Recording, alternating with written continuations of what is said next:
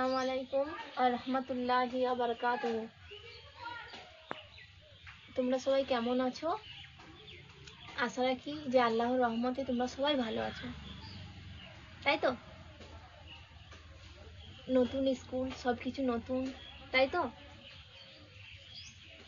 কিন্তু আমি জানি যে তোমরা সবাই খুব বুদ্ধিমতী, তাই না? সেই জন্য তোমরা এক্সাম দিয়েছো এবং স্কুলে চান্স পেয়েছো, তাই তো?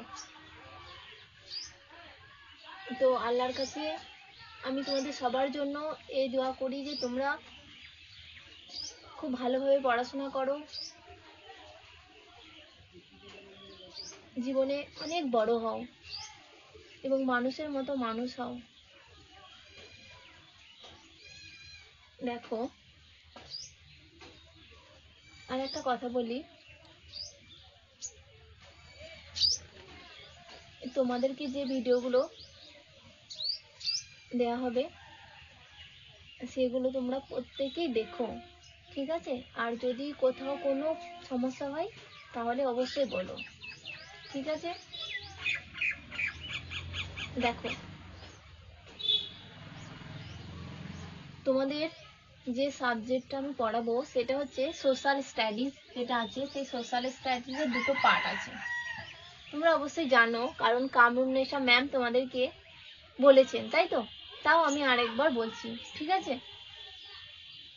দেখো, দুটো পার্ট আছে সোশ্যাল স্টাডিজের, একটা হচ্ছে জিওগ্রাফি আর একটা হলো হিস্ট্রি, ঠিক আছে?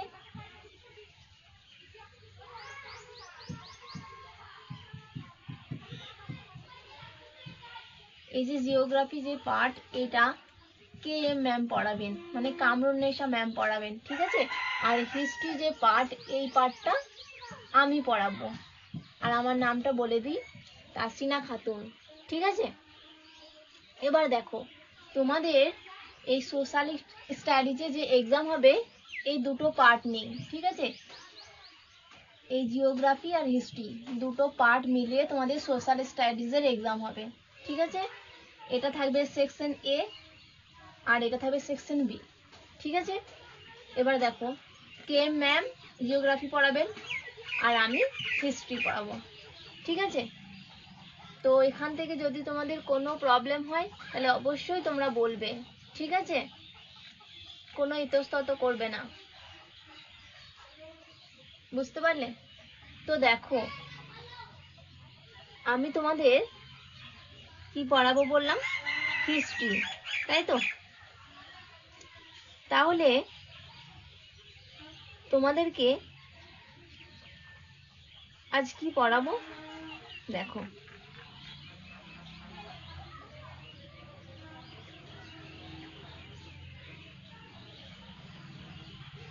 আজ তোমাদের আমি যেটা পড়াবো সেটা হচ্ছে যে ধারণা দেব, ঠিক আছে? কি সেই ধারণা?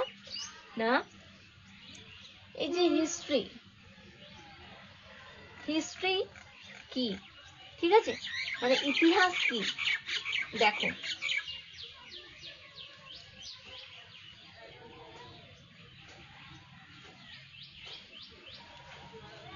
এই যে ইতিহাস, ইতিহাস, ঠিক আছে? এই ইতিহাস শব্দটা এসেছে ইংরেজি কি শব্দ থেকে বলো তো? হিস্ট্রি, তাই তো? এই যে ইতিহাস, এই কথাটা এসছে ইংরেজি হিস্ট্রি শব্দ থেকে, তাই না? তার মানে এই হিস্ট্রির বাংলা প্রতিশব্দ হচ্ছে ইতিহাস, তাই তো? এবার দেখো, এই যে হিস্ট্রি, এই হিস্ট্রি শব্দটি এসছে গ্রিক শব্দ হিস্টোরিয়া থেকে। কি বললাম? কোন শব্দ থেকে এসছে হিস্ট্রি কথাটি? দেখো, গ্রিক শব্দ যেটার নাম হচ্ছে হিস্টোরিয়া, ঠিক আছে? হিস্টোরিয়া থেকে এসছে এই হিস্ট্রি কথাটি, ঠিক আছে? তো এই হিস্টোরিয়া কথাটির অর্থ হচ্ছে সত্যকে অনুসন্ধান করা বা গবেষণা করা। কি বললাম? সত্যকে অনুসন্ধান করা, বা গবেষণা করা। ঠিক আছে, তাহলে কি বললাম বলতো, যে এই যে ইতিহাসকে আমরা ইংরেজিতে কি বলি, হিস্ট্রি বলি, তাই তো। আর এই হিস্ট্রি শব্দটি এসছে গ্রিক শব্দ হিস্টোরিয়া থেকে। তো এই হিস্টোরিয়া কথাটির অর্থ হচ্ছে সত্যকে অনুসন্ধান করা বা গবেষণা করা। ঠিক আছে, আর দেখো আবার এই যে এই ইতিহাস শব্দটি গঠিত হয়েছে ইতিহ শব্দ থেকে, ইতিহ এই শব্দ থেকে। ঠিক আছে, বুঝতে পারলে? তো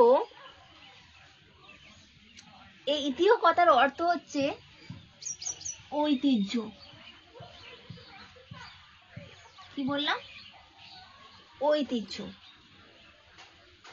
তার মানে মানব সভ্যতার, অর্থাৎ কি বলতো, মানুষের যে সভ্যতা, তাই তো। তো সেই মানব সভ্যতার ঐতিহ্যের যে ধারাবাহিক বিবরণ, সেটাকে আমরা বলছি কি, ইতিহাস। ঠিক আছে, তো এই ইতিহাস নিয়ে বিভিন্ন ঐতিহাসিক বিভিন্ন রকম কথা বলেছেন। যেমন কেউ বলেন যে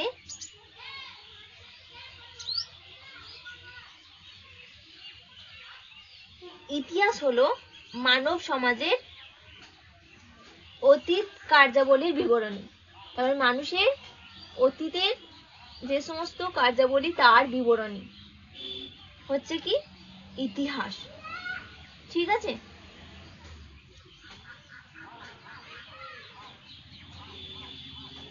এরূপ ভাবে বিভিন্ন ঐতিহাসিক বিভিন্ন রকম ভাবে ইতিহাসের সংজ্ঞা দিয়েছেন। বুঝতে পারলে? এবার দেখো,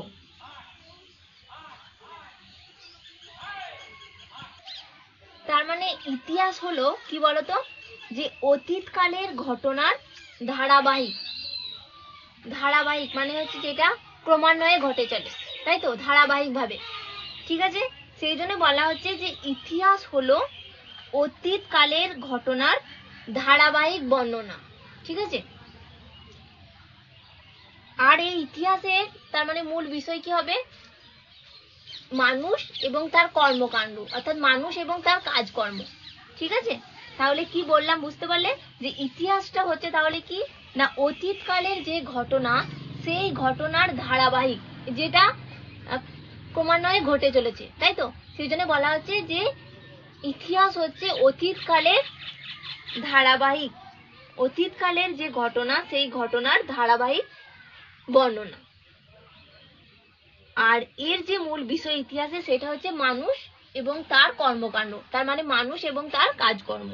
ঠিক আছে, মনে রাখবে, গ্রিক পণ্ডিত, একজন বিখ্যাত পণ্ডিত ছিলেন, যার নাম হচ্ছে হেরোডোটাস। কি নাম বললাম?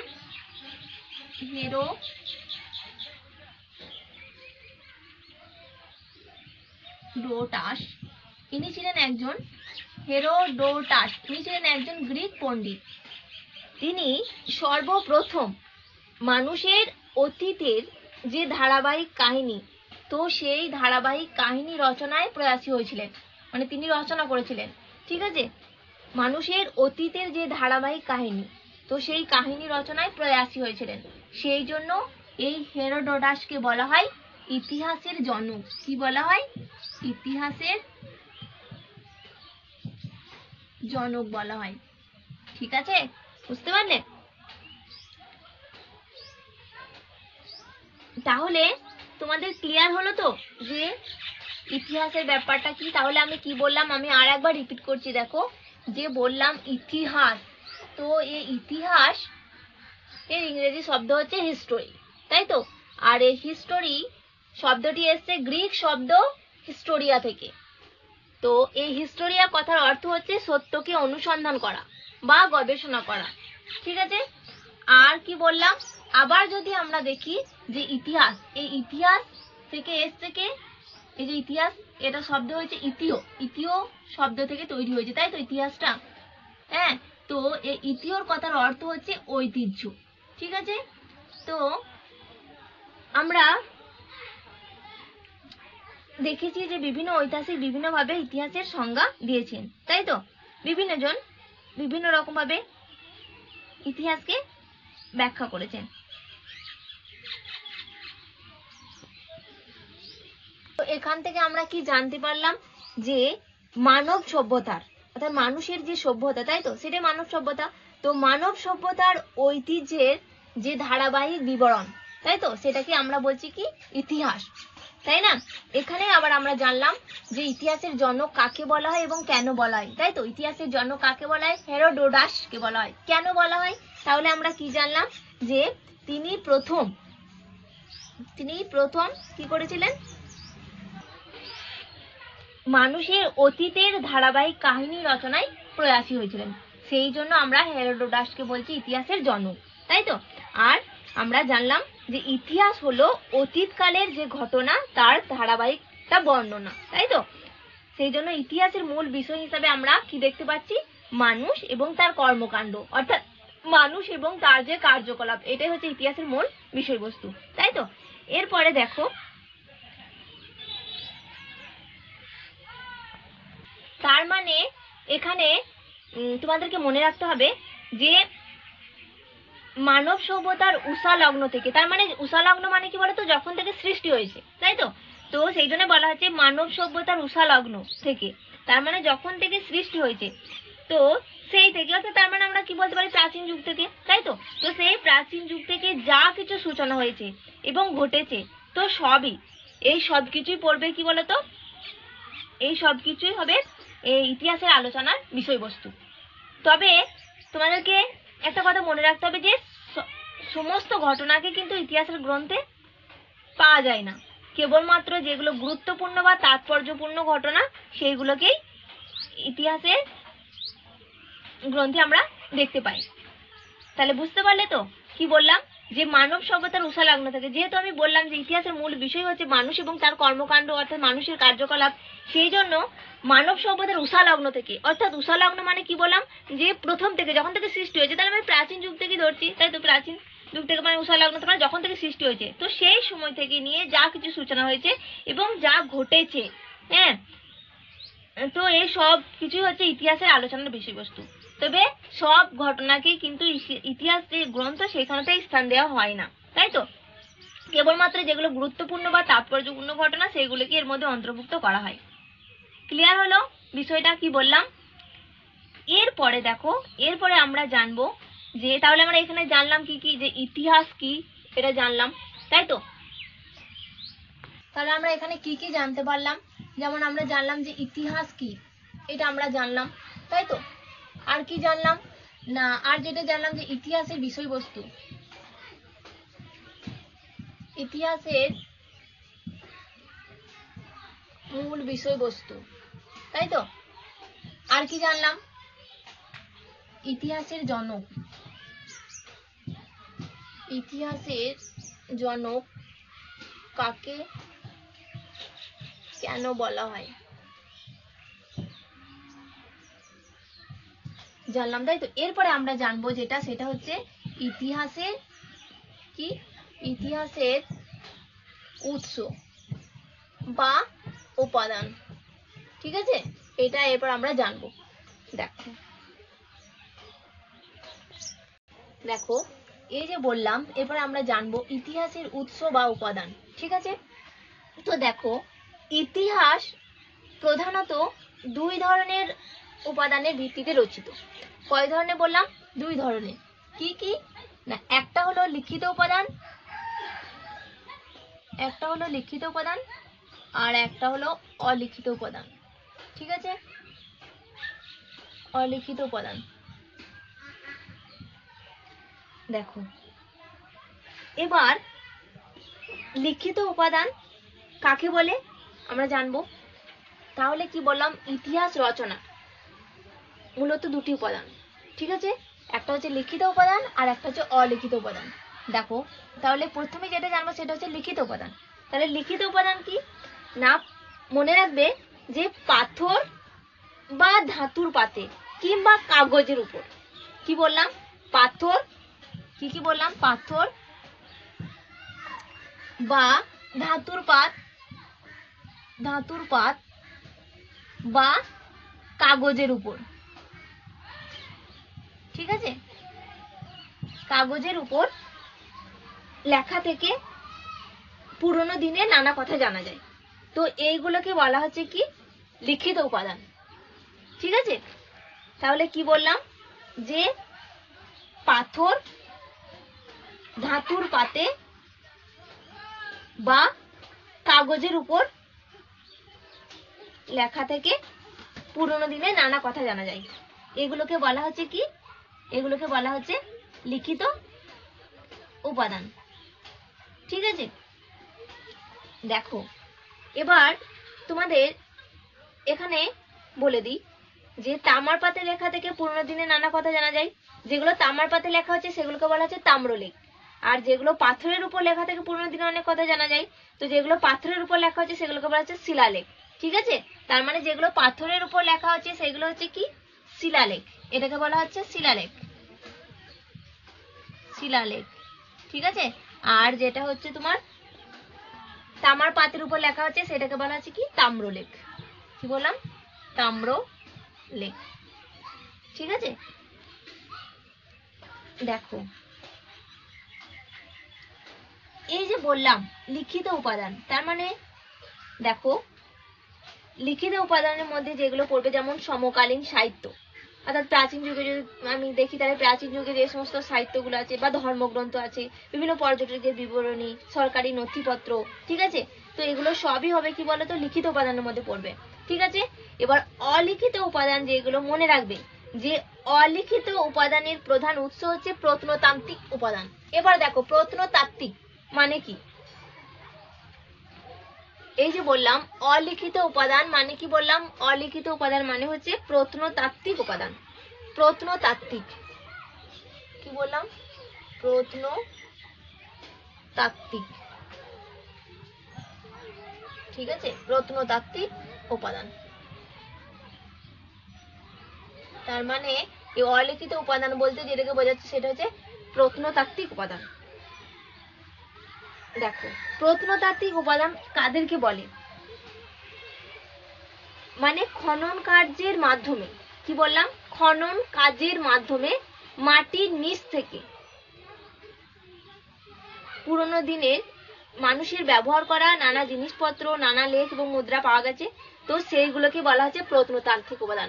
তার মানে প্রত্নতাত্ত্বিক উপাদান মানে কি বলতো, খনন, এক কথা মনে রাখবে সহজ ভাবে, যে খনন কাজের মাধ্যমে মাটির নিচে থেকে যে সমস্ত তথ্যগুলো পাওয়া গেছে, যেমন হচ্ছে নানা জিনিসপত্র, নানা লেখ হতে পারে, নানা মুদ্রা হতে পারে, ঠিক আছে, তো এগুলো সবই হচ্ছে কি প্রত্নতাত্ত্বিক উপাদান। তাহলে বুঝতে পারলে যে প্রত্নতাত্ত্বিক উপাদান মানে কি, তার মানে কি বললাম বলতো, যে খনন কাজের মাধ্যমে যেটা মাটির নিচে থেকে যেগুলো পাওয়া যাচ্ছে, তাই তো, তো সেইগুলোকে বলা হচ্ছে প্রত্নতাত্ত্বিক উপাদান। আর তাহলে প্রত্নতাত্ত্বিক উপাদানের উদাহরণ হিসেবে কি বলবে, যেমন নানান লেখ হবে, ঠিক আছে, আর তোমার যেমন মুদ্রা হবে, বুঝতে পারলে, তো এগুলো সবই, যেমন মানুষের ব্যবহার করা বিভিন্ন জিনিসপত্র হতে পারে, পোশাক পরিচ্ছদ হতে পারে, ঠিক আছে, তো এগুলো সবই হবে কি বলতো প্রত্নতাত্ত্বিক উপাদান। আর মনে রাখবে প্রত্নতাত্ত্বিক উপাদানগুলি হচ্ছে অলিখিত উপাদান। তাহলে ইতিহাসের উৎস বা উপাদান কি, ক্লিয়ার হলো, কি বললাম, যে আবার আর একবার বলছি, দেখো যে ইতিহাসের উৎস বা উপাদান দুটো ভাগে বিভক্ত, একটা হচ্ছে লিখিত উপাদান, একটা হচ্ছে অলিখিত উপাদান। দেখো লিখিত উপাদান কি বললাম, যে লিখিত উপাদান আমরা কোনগুলোকে বলছি না, প্রথমে তাহলে সবার আগে আমাদেরকে জেনে নিতে হবে যেটা, সেটা হচ্ছে যে ইতিহাসের উপাদান কাকে বলে। তাহলে কি বলবে না, যেসব উপাদান থেকে ইতিহাস রচনার মৌলিক তথ্য পাওয়া যায়, ঠিক আছে, মৌলিক তথ্য মানে নিখুঁত আসল তথ্য পাওয়া যাচ্ছে, সেটাকে আমরা বলছি কি ইতিহাসের উপাদান, বুঝতে পারলে। তাহলে আরো একবার বলছি, দেখো যেসব উপাদান থেকে ইতিহাস রচনার মৌলিক তথ্য অর্থাৎ আসল নিখুঁত তথ্য পাওয়া যাচ্ছে, সেটাকে আমরা বলছি ইতিহাসের উপাদান। তো এটাকে দুই ভাগে ভাগ করা হচ্ছে, একটা লিখিত উপাদান আর একটা হচ্ছে অলিখিত উপাদান। লিখিত উপাদান তাহলে আমরা কাকে বলছি না, পাথর বা ধাতুর পাত বা কাগজের উপর লেখা থেকে পুরোনো দিনে আমরা নানা কথা জানতে পারি, তো এগুলোকে বলা হচ্ছে লিখিত উপাদান, ঠিক আছে। তো পাথরের উপর যেটাকে লেখা হচ্ছে সেটাকে বলা হচ্ছে শিলালেখ, ধাতুর পাতে যেটা লেখা হচ্ছে সেটাকে বলা হচ্ছে তাম্রলেখ, ক্লিয়ার হলো? আর উদাহরণ হিসেবে তো বলে দিলাম, তাই তো, যে সমকালীন সেই সময় সাহিত্য হতে পারে, নানা ধর্মগ্রন্থ হতে পারে, তাই তো, তোমার এগুলো সবই, তারপরে সরকারি নথিপত্র, তো এগুলো সবই হচ্ছে তোমার লিখিত উপাদানের মধ্যে পড়বে, ঠিক আছে। আর অলিখিত উপাদানের মধ্যে যেগুলো, সেটা হচ্ছে কি, এখানে তোমাদেরকে অলিখিত উপাদান পড়ার আগে তোমাদেরকে জেনে নিতে হবে যে অলিখিত উপাদানটা হচ্ছে প্রত্নতাত্ত্বিক উপাদান। তাহলে প্রত্নতাত্ত্বিক উপাদান আমরা কাদেরকে বলছি, কোনগুলোকে বলছি না, প্রত্নতাত্ত্বিক উপাদান তোমাদেরকে মনে রাখতে হবে যে খনন কাজের মাধ্যমে মাটির নিচে থেকে যে সমস্ত তথ্যগুলো পাওয়া যাচ্ছে সেগুলো সবই হচ্ছে কি বলতো প্রত্নতাত্ত্বিক উপাদান, তাই তো। আর এই প্রত্নতাত্ত্বিক উপাদানটাই হচ্ছে অলিখিত উপাদান। তাহলে মাটির নিচে থেকে আমরা যেগুলো পেয়েছি, যেগুলো কি বলতো, তাহলে যে জিনিসগুলো ওই পুরোনো দিনে মানুষরা ব্যবহার করছে, তো সেইগুলোকে আমরা বলছি কি প্রত্নতাত্ত্বিক উপাদান, তাই তো। যেমন নানা রকম লেখ হবে, তারপরে হচ্ছে তোমার মুদ্রা হবে, তারপরে হচ্ছে নানা জিনিসপত্র যেমন ব্যবহার করা পোশাক পরিচিত হতে পারে, কোনো অলংকার হতে পারে, তো এগুলো সবই হচ্ছে কি বলতো প্রত্নতান্ত্রিক তোমার উপাদানের উদাহরণ। তাহলে ক্লিয়ার হলো তো যে ইতিহাসের উৎস বা উপাদান কি কি এবং এগুলো সম্পর্কে ধারণা হলো। এরপরে আমরা যেটা জানবো সেটা হচ্ছে ইতিহাস পাঠের প্রয়োজনীয়তা, ঠিক আছে। ইতিহাস পাঠের প্রয়োজনীয়তা,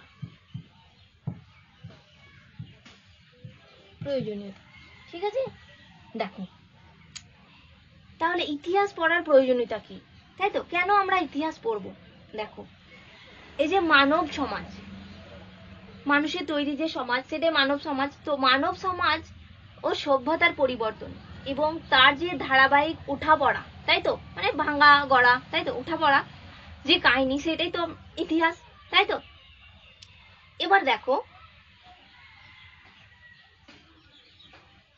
ইতিহাস তাহলে আমরা কেন পড়বো। দেখো মানুষ কিভাবে, এই যে আমি বললাম যে মানব সমাজ এবং সভ্যতার পরিবর্তন করছে আস্তে আস্তে, তাই না। কারণ কি বলতো, দেখো প্রথমেই আমরা যদি প্রথম দিকে যাই, আদিম মানুষ তখন কি করতো বলতো, তখন তারা গুহায়, মানে সবার আগে গাছের তলায় বসবাস করতো, তাই তো। তারা তোমার ফলমূল খেতো, তাই না। তারপরে আস্তে আস্তে একটু সভ্য হলো যখন, তখন তারা গুহায় বসবাস করতে শুরু করলো, তাই না। তো এরকম ভাবে আমরা যদি দেখি তাহলে দেখবো যে আস্তে আস্তে মানব সমাজ কি হচ্ছে, সভ্যতার পরিবর্তন আস্তে আস্তে তারা উন্নতির দিকে যাচ্ছে এবং সভ্যতার পরিবর্তন করছে, তাই তো।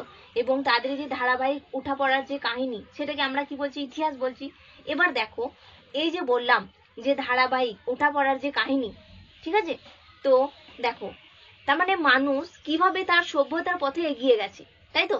তো মানুষ তো এমনি এমনি তো সভ্যতার পথে এগিয়ে যায়নি, তার জন্য এই যে উন্নতি করেছে, তাদের যে সভ্যতা যে পরিবর্তন ঘটেছে, হ্যাঁ, তো সেটা করতে গিয়ে তাদেরকে কি করতে হয়েছে বলতো, নানা সংগ্রাম করতে হয়েছে, লড়াই করতে হয়েছে, তাই তো। তবে তারা সভ্যতার তোমার সামনের দিকে এগিয়ে গেছে এবং তোমার উন্নতি চরম শিখরে পৌঁছেছে, তাই না। তো সেই জন্যই বলা হচ্ছে যে মানুষ কিভাবে তার সভ্যতার পথে এগিয়ে গেছে, তো সেই সম্পর্কে ধারণা থাকা দরকার। তো সেইটা জানার জন্য আমাদেরকে কি করতে হবে বলতো, ইতিহাস পড়তে হবে। যেমন ধরো আমি একটা উদাহরণ দিতে পারি, যেমন ধরো বছরের পর বছর অনেক লোক নানা ধরনের কাজকর্ম করছে, তো সেই কাজের পেছনে তাদের লক্ষ্য কি সেটা আমাদের জানা দরকার, এবং তার ফলাফলই বা কি হয়েছে সেটাও আমাদেরকে বোঝার চেষ্টা করতে হবে, তাই না। বুঝতে পেরেছো। তারপর আবার ধরো এই যে অনেক লোক একসঙ্গে যে কাজ করলো, তো সেই কাজ কারবারগুলো তাদের কেমন ছিল, তারপরে এই যে কাজ করতে গেছে, কাজ করছে, তো তো সেইটা সফল হওয়ার পেছনে তো কি হয়েছে, তাদেরকে অনেক পরিশ্রম করতে হয়েছে, অনেক লড়াই করতে হয়েছে, অনেক ঘটনার সম্মুখীন হতে হয়েছে, তাই তো। তো সেইগুলো কি কি সেগুলো আমাদেরকে জানতে হবে, এবং যে ঘটনার সম্মুখীন তাদেরকে হতে হয়েছে এবং সেইগুলোর দ্বারা তাদের জীবনে কি প্রভাব পড়েছে সেগুলো সম্পর্কে আমাদের ধারণা থাকা দরকার। এই জন্যই আমরা ইতিহাস পড়বো, তাই না। দেখো আরো আমরা বলতে পারি কি, যে দেখো ইতিহাস পড়ে আমরা কি করি, অতীত সম্পর্কে ধারণা লাভ করি, তাই তো। এবার দেখো অতীতের আলোকে আমরা বর্তমানকে দেখি এবং আর কি করি না, তা থেকে সঠিক শিক্ষা নিয়ে মানব সমাজের উন্নয়নের ধারাকে আমরা অব্যাহত রাখি। তার মানে এটা যদি আমি আরো সহজ ভাষায় বলি তাহলে আমরা কি বলবো, যে ইতিহাস পাঠ কেবল আমরা অতীতের অবস্থা কি শুধুমাত্র জানতে পারি না, আমরা অতীতকে জানি, শুধুমাত্র অতীতের মধ্যেই কিন্তু সীমাবদ্ধ থাকি না, তাই না? সেই জন্য বলা হচ্ছে ইতিহাস পাঠ কেবলমাত্র আমরা অতীতের অবস্থাকে জানি না, অতীতটাকে তো জানি, তার সঙ্গে আমরা আর কি জানি না, সেই সাথে আমরা অতীত থেকে শিক্ষা নিয়ে আমাদের ভবিষ্যৎ যেটা, সেই ভবিষ্যৎকে কি করতে পারি, গড়তে পারি। বুঝতে পেরেছো? আর তার সাথে সাথে কি বলতো, যে ইতিহাস পাঠ করলে আমাদের মধ্যে অর্থাৎ মানুষের মধ্যে দেশপ্রেম জাগে এবং জাতীয়তা বোধেরও জন্ম হয়। বুঝতে পারলে? তাহলে ইতিহাস পাঠের প্রয়োজনীয়তা কি বোঝাতে পারলাম?